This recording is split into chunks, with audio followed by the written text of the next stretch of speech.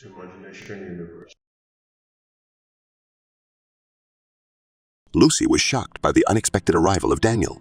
She wondered how he had managed to find her house. Instructing Cobra to hide in the bathroom, she composed herself and went to open the door. Daniel entered, apologizing for coming without prior notice. He explained that he had reached the bus stop and started asking around. Finding her wasn't difficult since she was known for being friendly with the neighbors, and Daniel had fabricated a story that he was her uncle, coupled with some cash handouts to gain information. Feeling uneasy about Daniel's arrival, Lucy asked him the reason for his visit. To her surprise, he inquired if she had changed her name. Confused, Lucy asked why he would think that. Daniel then asked, "Is your name Lucretia?" Lucy was stunned, as no one had called her by that name in over 20 years. She was left speechless. Before she could respond, Cobra burst out of the bathroom and struck Daniel on the back of his head with the pistol's handle. Daniel fell unconscious, and Lucy shouted at Cobra, demanding an explanation for his actions. Cobra recognized Daniel from the briefing and suggested they take him hostage to leverage Charles' wealth before killing both them off. Cobra laughed maniacally, believing that the universe was on their side since Daniel had come by himself. Lucy silenced Cobra and immediately checked on Daniel, relieved to find that he was still breathing, although he was bleeding. She stood up, intending to call an ambulance, but Cobra aimed his gun at her and questioned her actions. Lucy warned him to drop the gun or face the consequences, asserting that she would handle Charles without involving anyone else. Cobra, beginning to realize what was happening, grew angry. Baz was right. He accused Lucy of being in love with Charles and stalling for time when she could have achieved the desired results. "Drop the gun," Lucy commanded, looking Cobra straight in the eye. "You know what happens to traitors, Lucy." "Of course you do. You're the one who taught me," Cobra replied, his hand trembling as he realized what he had to do. Reacting swiftly, Lucy executed a backflip, kicking Cobra's hand upward, causing him to shoot the ceiling. She then threw her hairpin into his left eye, causing Cobra to scream in agony. Detective Suleiman, who was about to enter his car, heard the gunshot and immediately looked at his partner, Detective Grace. Instinctively, they ran toward the source of the sound. Lucy seized the opportunity to pick up the fallen gun. Cobra, with the hairpin still lodged in his bleeding eye, quickly got up and fled as Lucy attempted to shoot him. Her aim faltered, and she missed, hitting the wall instead. Filled with anger and pain, Cobra escaped. Lucy, thinking on her feet, realized that Suleiman must have heard the gunshot and would be heading towards her location. However, she was undeterred, as her priority was to help Daniel.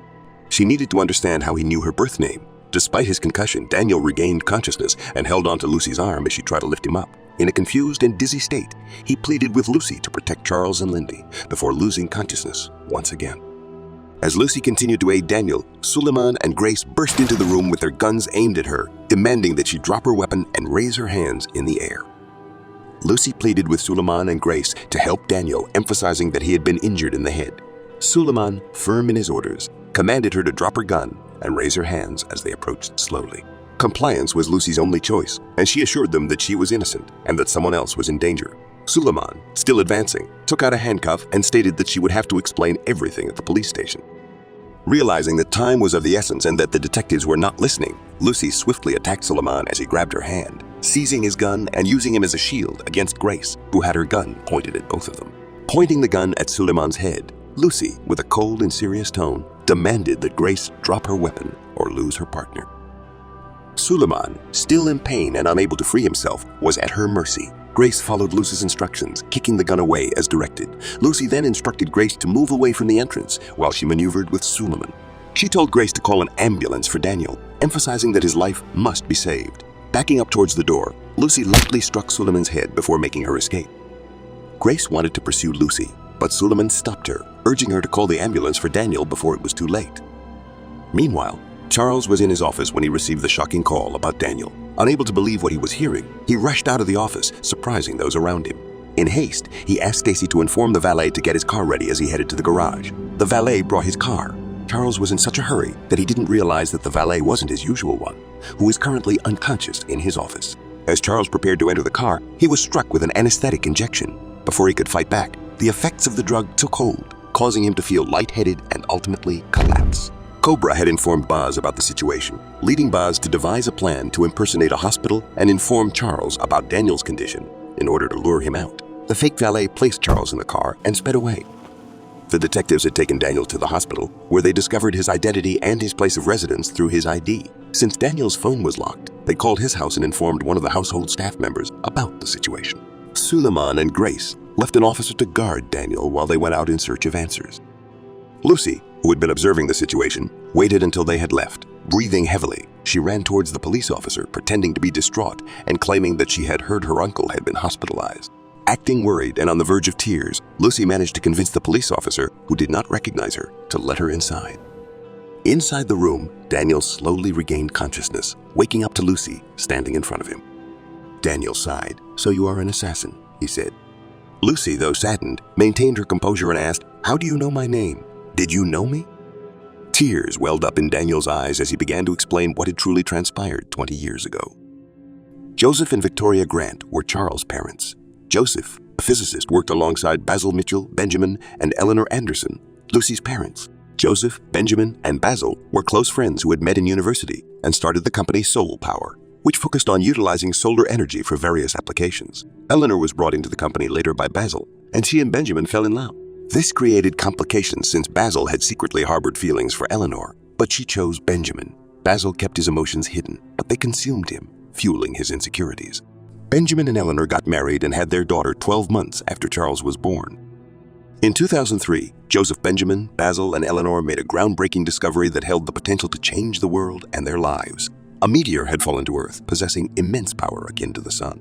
It was an endless source of energy.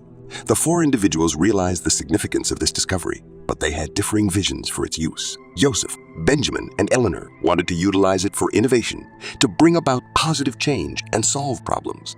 However, Basil had a different, more sinister idea. He saw the opportunity for immense wealth by creating solar-powered weapons, monopolizing electrical power for nations, and selling those weapons at exorbitant prices. The wealth they could amass would be unimaginable. The others weren't too keen on the ideas, especially the weapons development. They wanted to make positive changes and not cause more destruction. Basil refused to let go of his desire for wealth and power. He felt betrayed by his three friends, convinced they had plotted together and turned their backs on him. Kill them. It's not your fault. They turned their backs on you first. It's their fault. The voices in his head urged him. Eventually, he snapped. Joseph grew suspicious of Basil's behavior and attempted to have a one-on-one conversation with him. The way Basil was acting frightened him. Joseph valued friendship and family above all else and was willing to sacrifice the meteor's power if it meant restoring their friendship. However, destroying the sun-like power source proved impossible. Consequently, Joseph decided to shut down the project and hide the power source. Benjamin and Eleanor understood his decision, but Basil became consumed with rage. He threatened them all, but instead of complying with his threats, they tried to reason with him. Unable to locate the hidden power source, Basil became increasingly desperate. He was determined to find it before killing everyone involved. Despite his efforts, he failed to uncover its location. Frustrated, he concluded that if he couldn't have it, no one would. Basil tampered with the Grant's car, disabling the brakes. Tragically, Joseph and Victoria were involved in an accident while returning from buying gifts for Charles' birthday. They died instantly. As for Benjamin and Eleanor, Basil's actions were deeply personal. One afternoon, he broke into their home wielding a gun and demanding to know the whereabouts of the power source. However, Benjamin and Eleanor were unaware of its location. Basil blamed Benjamin, accusing him of taking everything he desired, both Eleanor and the power source. Benjamin and Eleanor were bewildered, but Basil offered no explanation. Fueled by jealousy and anger, Basil pointed the gun at Eleanor, but Benjamin instinctively intervened, attempting to disarm him. A struggle ensued while Eleanor desperately tried to contact the police. Then, a single gunshot echoed through the room. Benjamin lay on the floor, bleeding from his chest. Eleanor screamed and wept, dropping the phone as she cradled her dying husband. Basil, now visibly trembling, repeatedly claimed it wasn't his fault. Overwhelmed with grief, Eleanor's attention was consumed by Benjamin's lifeless body, and she begged him not to leave her. This made Basil even more envious and furious. He blamed Eleanor, convinced that it was her fault for not reciprocating his feelings, for choosing his friend over him, and for everything that had unfolded. Consumed by rage, Basil aimed the gun at her head. In that moment, Eleanor's thoughts turned to Lucy, who was in the house that day. She hadn't gone to school. She whispered, "God, please protect our daughter." And then another gunshot reverberated through the air. Basil searched the house, hoping to find the power source hidden somewhere. When he entered Lucretia's room and realized it wasn't there, he turned to leave, but noticed Lucretia hiding, eyes closed and hands over her ears. He contemplated using his gun, but hesitated at the thought of killing a child. However, he worried that if she saw him and reported it to the police, it would cause problems. In a twisted and sickening idea, he decided to raise her himself in the worst possible way, as a final act of revenge against Benjamin and Eleanor. He thought about kidnapping her but was surprised when Lucretia opened her eyes and jumped at him with a hug, calling him Uncle Basil. Lucretia had heard the sounds of gunshots but was too scared to come out. She recognized Basil as her parents' friend, who visited often, so she believed he had come to rescue her. Being an innocent 4-year-old, she didn't understand the wickedness of the world, which made it easier for Basil to manipulate her. He pretended to be kind to her, insulting the person who had done the wicked things. Basil then carried her and took her out of the country. With the combination of his wealth and that of his deceased friends, he established the Shadow Syndicate as a front for manufacturing and selling weapons, eventually becoming a powerful force. Unbeknownst to Basil, Joseph had entrusted the power source to their trusted butler, Daniel. Joseph instructed Daniel to take it and run with Charles, leaving everything behind if anything were to happen to him and Victoria. Daniel, who felt indebted to Joseph for believing in him, despite his troubled past, accepted the responsibility willingly. When he heard about the accident, he knew it wasn't natural. He swiftly took young Charles, who blamed himself for his parents' death, and fled to another state. Daniel raised Charles, caring for him, working odd jobs to provide for them, and guiding him like a parent. He revealed the truth about Charles' parents and the power source when Charles became rebellious, lost focus, and impregnated a woman. Motivated to atone and make his deceased parents proud, Charles studied diligently and built Imagination World, achieving great success. However, Charles' fame reached overseas, and Basil discovered his achievements through television. He became convinced that Charles possessed the power source. Finally, Basil decided to reveal the truth to Lucy, who had become a skilled assassin. However, he distorted the facts, blaming Charles and his parents for the tragedy. Basil trained Lucy, provided her with skilled trainers, and subjected her to difficult tasks to mold her into a cold and ruthless killing machine. Lucy believed it was a form of fatherly love until she started developing feelings for Charles and witnessed how he raised his own daughter. As Lucy stood there, tears streaming down her face, she listened to the horrifying account of the past. Everything began to make sense. She realized that Charles' parents died on the same day as hers, which meant they couldn't have been responsible. A 5-year-old boy couldn't have committed such acts. Daniel, unaware of Lucy's background or her mission, pleaded with her not to harm Charles, expressing his love and concern for his boy. The weight of the truth overwhelmed Lucy as she looked at the bracelet on her wrist, a symbol of her love for Charles. She made her decision. Outside the room, workers from Charles' home arrived, informing the police that they had come for Daniel. The police, confused, mentioned that Daniel's niece was inside. The workers denied any knowledge of a niece. Realizing something was amiss, the police officer opened the door only to find Daniel on the bed, an open window, and a billowing curtain. Lucy, filled with tears, had departed from the hospital, embarking on a new mission with a heavy heart. Blindfolded and hanging in the middle of a basement, Charles had been screaming for help until some thugs beat him to silence. Cobra, who now wore an eye patch, had been ordered by Basil to keep Charles alive until his arrival. 2 days had passed since then, and Cobra, accompanied by 30 thugs in an abandoned warehouse, waited for Basil. Suddenly, a jeep sped towards the entrance, ignoring the guard's gunfire as it crashed through the gate and eventually came to a stop after hitting a wall. Taking cover, Cobra and the rest of the thugs unleashed a relentless barrage of bullets from their hidden positions at the jeep. The shooting ceased, and Cobra instructed some of the thugs to approach the jeep and investigate. However, they discovered that the vehicle was empty except for a ticking bag. Realizing the danger, they attempted to flee, but before they could escape, the jeep exploded, catching 6 thugs in the blast. As the chaos unfolded, Lucy made her entrance through the warehouse entrance, wielding an automatic rifle and displaying remarkable aim. Swiftly, she dispatched 9 thugs with precision and efficiency. The surviving thugs, who had regained their composure after the explosion, sought cover and retaliated from their hiding spots. Lucy, too, took cover, firing back whenever she had the opportunity. Cobra joined the firefight from his concealed location. Lucy paused to reload. Using hand signals, Cobra ordered the thugs left to rush and circle where she was hiding. But when they got there, she wasn't there. She shot at them from another spot, killing off 5 men. While the remaining 10 thugs scattered to get cover, Lucy advanced towards them, shooting as she did. They had no chance to shoot back. But she was too focused on them, and she was targeted by Cobra, who aimed for her head. But the bullets stopped a few centimeters to her head and dropped to the ground, shocking both Lucy and Cobra. Reacting swiftly, Lucy retaliated by shooting Cobra multiple times in the shoulder, causing him to fall in pain. Lucy looked at the bracelet Charles gave her, and she smiled. His invention worked. With their ammunition depleted, the remaining 10 thugs decided to attack Lucy simultaneously from behind, armed with knives. However, Lucy swiftly turned around, pulling the trigger, which startled the thugs. But she also had run out of bullets. The thugs, reacting quickly, charged at her, but she brought out a pistol and started blowing their brains out. Employing her formidable fighting skills, Lucy countered the thugs who came within striking distance, utilizing one as a shield against another's knife attack before dispatching both with a single shot to the head. She bent immediately, shooting another one behind her. Soon she eliminated the rest of the thugs. Meanwhile, Cobra, crawling towards his fallen gun, had his one good hand shot, causing him to scream in agony. Both his legs were also shot, leaving him helpless on the floor. Lucy glanced down at him, a mixture of pity and resolve in her eyes. "Big sister, please forgive me," Cobra begged. "Please remember all the things we've been through together." Lucy regarded him with pity. "You should have listened to your big sister, not try to kill her." Without hesitation, she put an end to Cobra's suffering, shooting him in the forehead. Proceeding to search the basement, Lucy meticulously checked each room until finally opening a large metal door, revealing a frightened Charles hanging in the center. Charles, now thoroughly confused, tried to make sense of the situation unfolding before him.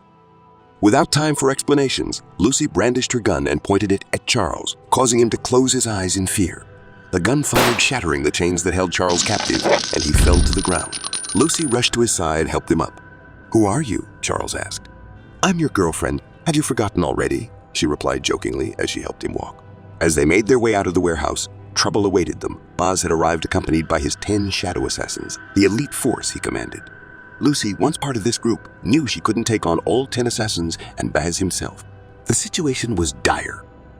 Witnessing the lifeless bodies of his henchmen enraged Baz. "So you made your decision," he said in annoyance. Charles asked about Baz's identity, prompting a psychopathic laugh from Baz, who lamented not killing them when they were children, but stated that it was better late than never. With a hand signal, Baz commanded his assassins to aim at Lucy and Charles, and they complied. Lucy shouted that if Baz killed them, he would never discover the location of the power source, shocking Charles. How did she know? It finally dawned on him that the man before them was Basil Mitchell. He left Lucy and stood on his own. Baz bowed mockingly. Charles threatened to kill him for what he did to his parents. Ignoring Charles, Baz claimed he no longer cared about the power source and simply wanted them all dead. He signaled his assassins to shoot, but before they could, the sound of gunshots erupted, drawing everyone's attention. The police arrived, fully armed and prepared, surrounding the warehouse and pointing their weapons at everyone inside. The assassins swiftly turned their guns to face the overwhelming ops. While preparing her break-in, Lucy contacted Detective Suleiman and told him she would need his help. She said she left a tracker in his car when she ran from her apartment. When the time came, she'd let that tracker lead them to her location. Seeing Baz, she activated the tracker, hoping Suleiman would arrive in time. Fortunately, the sounds of the gun battle had alerted the police, and they were already en route. When the tracker activated, Suleiman accelerated towards the scene. "Drop your weapons. You are surrounded," Suleiman's commanding voice echoed through the warehouse. Baz, visibly angered, met Lucy's smirk with defiance. He refused to let it end this way. Giving a hand signal, his assassins opened fire and sought cover behind the vehicles they had brought. The ensuing battle between the assassins and the police was fierce. Bullets flew in all directions, ricocheting off walls and sending fragments of concrete into the air. The echoes of gunfire reverberated throughout the warehouse as metal clashed against metal. The police held their defensive positions while the assassins fired from any available cover. Baz, seeking an escape route, ran deeper into the warehouse, closely pursued by Lucy. Charles crawled amidst the chaos and bullets, trying to follow Lucy, but she was too fast for him. Baz found himself in the hallways, desperately searching for an alternative exit, cursing Cobra for not selecting a location with more escape routes. Suddenly, a gunshot to the ceiling stopped him in his tracks. It was Lucy. Slowly turning around, Baz knew that she would shoot him before he could retrieve his weapon. Attempting to sweet-talk her, he reminded her of the bond they shared, claiming that he had raised her. He offered forgiveness if she would escape with him. Lucy seemed to consider it, momentarily distracted by the memories she had with Baz, which gave him enough time to draw both his guns and fire at her. However, Lucy took cover just in time, initiating a gun battle that brought them closer with each reload. When Lucy ran out of bullets, she hid in a nearby corner, while Baz continued his onslaught until he, too, ran out of ammunition. As he began reloading, Lucy charged at him at full speed, knocking him to the ground and sending his gun flying. She unleashed a series of punches from atop him, but Baz quickly regained control, leading to an intense hand-to-hand combat between them. They were both skilled fighters, evenly matched and willing to employ dirty tactics to gain the upper hand. The fight went out for a while until Lucy had a chance and gave Baz a clean kick to the face, which sent him to the ground. Unluckily for her, though, he fell next to the gun, and he was the only one who noticed that. He spat out blood and complimented her as she really had become a force to be reckoned with. He regretted making her so strong, wishing he had ruined her life by making her a sex slave instead. Enraged, she charged at him, but was disoriented by the sand he threw at her face. Though she blocked the sand from entering her eyes, it was enough time for Baz to get hold of his gun. He pointed it at her. She had no place to hide as she stood plain sight.